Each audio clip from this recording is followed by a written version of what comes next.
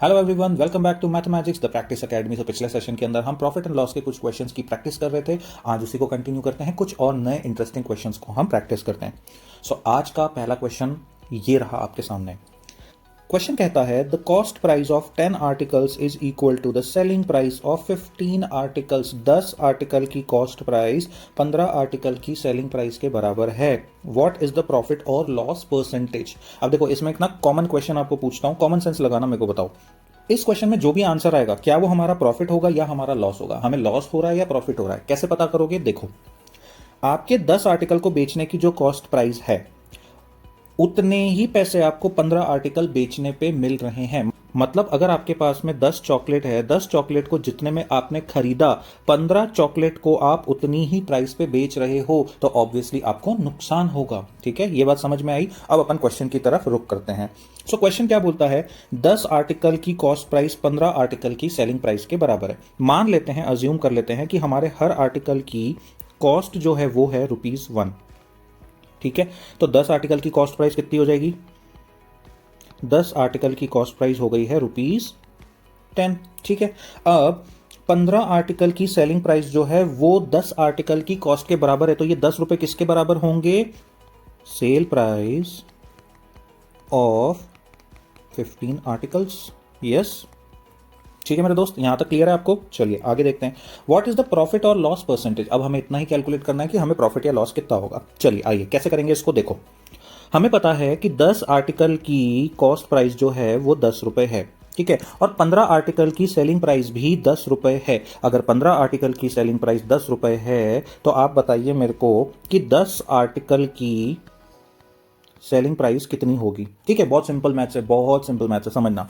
अगर 15 आर्टिकल की selling price 10 रुपए है, तो 10 आर्टिकल की सेलिंग प्राइस कितनी होगी, तो वो हो जाएगी आपकी 10/15 इंटू 10। ठीक है, is equal to 100 divided by 15।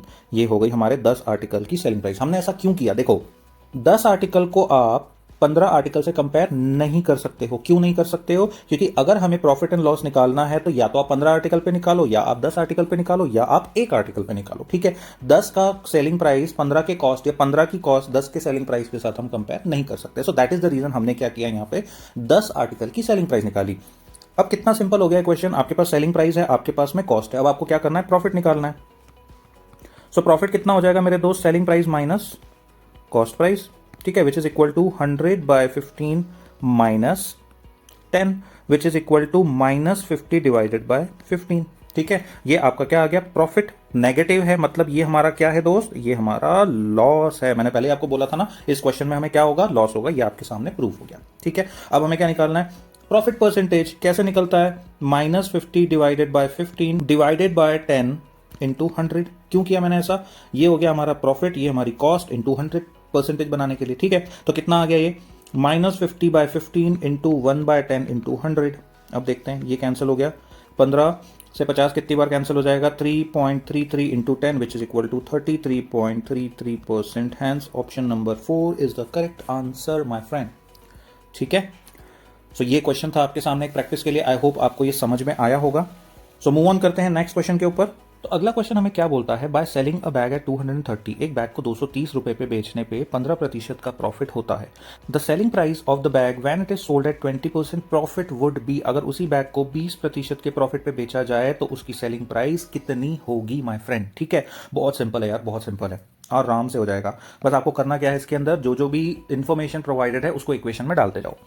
पहली इंफॉर्मेशन हमें क्या प्रोवाइडेड है, बैग को कितने पे सेल किया है, 230 रुपए, तो हमारी सेलिंग प्राइस कितनी हो जाएगी, ₹230। ठीक है, प्रॉफिट कितना बनाया दोस्त, 15% का। अब एक बात बताओ, अगर 15% का प्रॉफिट बनाया तो क्या हम डायरेक्टली प्रॉफिट कैलकुलेट कर सकते हैं, क्या हम डायरेक्टली प्रॉफिट ले आएंगे, नहीं ला सकते। क्यों नहीं, क्योंकि प्रॉफिट जो है वो कॉस्ट पे कैलकुलेट होता है और हमें क्या गिवन है, सेलिंग प्राइस गिवन है। तो हम अज्यूम कर लेते हैं इस बैग की कॉस्ट प्राइस जो है वो C हो गई। ठीक है, कोई भी एक नंबर है, कोई भी एक वेरिएबल है, C इज द प्राइस। अब अगर हमारे बैग की कॉस्ट प्राइस C है तो प्रॉफिट कितना हो जाएगा दोस्त, profit will be equal to 15% of C which is equal to 0.15C। ठीक है दोस्त, क्लियर है। अब आगे हमें क्या करना है, इसको सॉल्व करना है। ठीक है, प्रॉफिट क्या होता है, profit is always equal to selling price minus cost price. Profit कितना है, 0.15C सेलिंग प्राइस 230, कॉस्ट कितनी है C, ठीक है। ये C इधर चला जाएगा 1.15, C इज इक्वल टू 230, ठीक है। And therefore cost is equal to 230 divided by 1.15।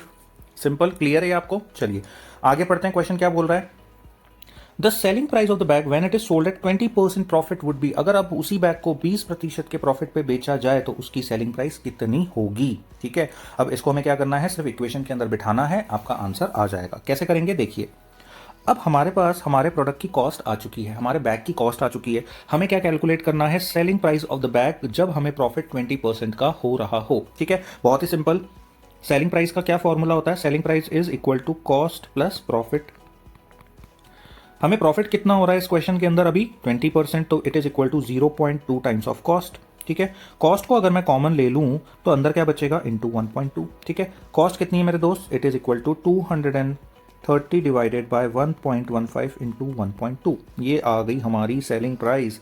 That's it my friend, बस अब आपको इसको सॉल्व करना है। कैसे करेंगे, ये डेसिमल से डेसिमल कैंसिल हो गया, यहाँ पे 10 आ गया, 5 से इसको डिवाइड कर देते हैं, ये आ गया 23, ये आ गया 2, 23 से 23 कितनी टाइम हो गया, 10 times, which is equal to 12 into 2 into 10 which is equal to ₹240। Option number 3 is the correct answer. ठीक है दोस्त, तो इतना सिंपल था ये क्वेश्चन। आई होप आपको समझ में आया होगा और आपकी एक अच्छी प्रैक्टिस हुई होगी। सो मिलते हैं आपको नेक्स्ट सेशन के अंदर और बहुत सारे क्वेश्चंस के साथ। Till then have a good time.